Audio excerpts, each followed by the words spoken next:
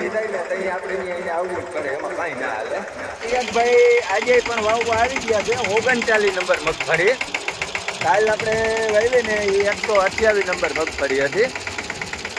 આજ આવી ગયા 39 નંબર મગફળી વાવવા અને નવી વાડી આવ્યા છે. જોકે અહીંયા થોડોક વરસાદ ઓના કરતાં વધારે છે. કેટલો વધારે છે અને કેવી રીતે વાવીએ ને કેટલા દાણા નાખીએ એ બધું કહું એ પહેલાં ચેનલ પેજને ફોલો સબસ્ક્રાઈબ કરી લેજો અને વિડીયોને શેર કરી દેજો.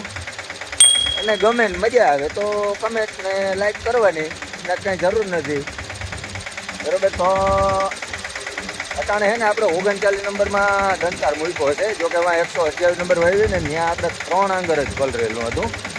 તો અહીંયા 4 સાડા 4 આંગર જેવું પલરેલું છે અને પ્લસ કે આપણે બળ ભરેલી છે એટલે બહુ પલરવામાં વાંધો નથી આવ્યો. બીજા કરતાં આપણે થોડુંક વધારે જ પલરેલું છે.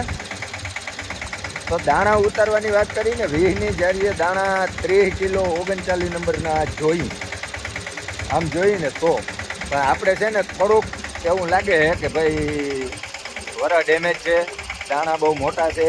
તમને પહેલાં છે ને દાણા બતાવી દઉં. જો એવડા ડાઘા દાણા છે, બરાબર. ને છૂટ મૂકી દીધું. અંદાજે છે ને 40 કિલા જેવા પડશે. 40માં કદાચ ગૌચરો કાઢીએ ને તો કિલો એક નીકળે, બાકી કાંઈ નીકળે નહીં. અને વેની જારીએ છે બહુ અતિશય જે લોઠી વાવણી હોય ને ઊંડું બેહાડીએ ને એટલું બધું કંઈ ઊંડું નથી. કારણ કે જો ઊંડું બેહાડીએ ને તો નીચે પાછું કાંઈ એવું છે નહીં ને.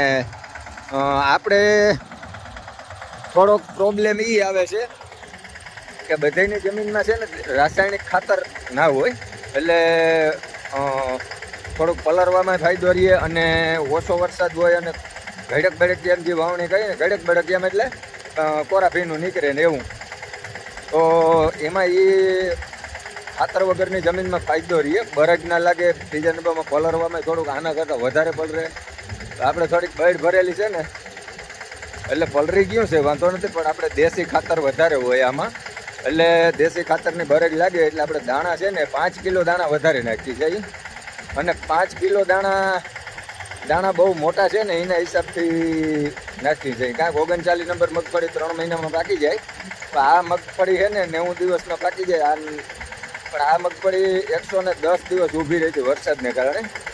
એટલે બહુ મોટો ડેડવો હતો અને બહુ મોટા દાણા હતા. એટલે આપણે એમ થાય કે થોડુંક વધારે નાખી દઈએ. વાવણીમાં થોડુંક હકડ બકડ છે તો પાછું વાવવું ના પડે એટલા માટે. અને 39 નંબર છે ને 40 કિલો નાખો ને તો એ માઇપે જ થાય, અતિ ઘાટી ના થાય. 20ની જારીએ.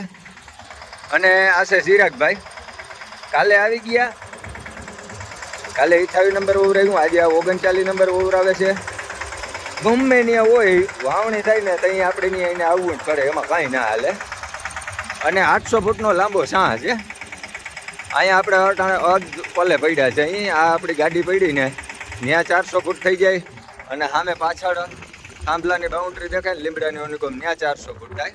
એટલે 800 ફૂટનો ચાહ છે. 800 ફૂટમાં 830 કિલો દાણા પડે છે આપણા. અને આપણે ચિરાગભાઈને પહેલાં જ કીધું હતું ભાઈ કે ફૂલ મૂકી દેજે, પછી ઉઈ ગયા પછી પારવું થાય ને એવું ના થવું જોઈએ. એમ માન્યું કે 22 વીઘાની માંડવી વાવી હતી અને પાછી એક ફેરે વાવવી પડી. એટલે 22 ને 22 44 વીઘાની માંડવીનું બિયારણનો હિસાબ કરીને આપણે અટાણથી જ વાવી દઈએ. કારણ કે વરસ ડેમેજ જ છે. તો મિત્રો આમ એક રેડું સારું બધું અંધાર્યું છે. આમ વાતાવરણ આખું વરસાદી જેવું થઈ ગયું છે. પણ એને ઉતરતા હરમ આવે છે એટલે ઉતરતો નથી. રાતે છાંટા પડે કોક બધા હોઈ જાય ને પછી. બાકી ધોરે દે હરમ આવે. કારણ કે આ ધોરી મહિનો જાય અને આમાં રેડા ઝાપટા નાખે તો એ ખરાબ લેખે. એટલે એ રાતે વરે પણ એ રેડા નાખે એવા હાલતા થાય એવા. તો મિત્રો મળીએ નેક્સ્ટ વિડીયોમાં. ત્યાં સુધી વિડીયોને કરી દેજો શેર.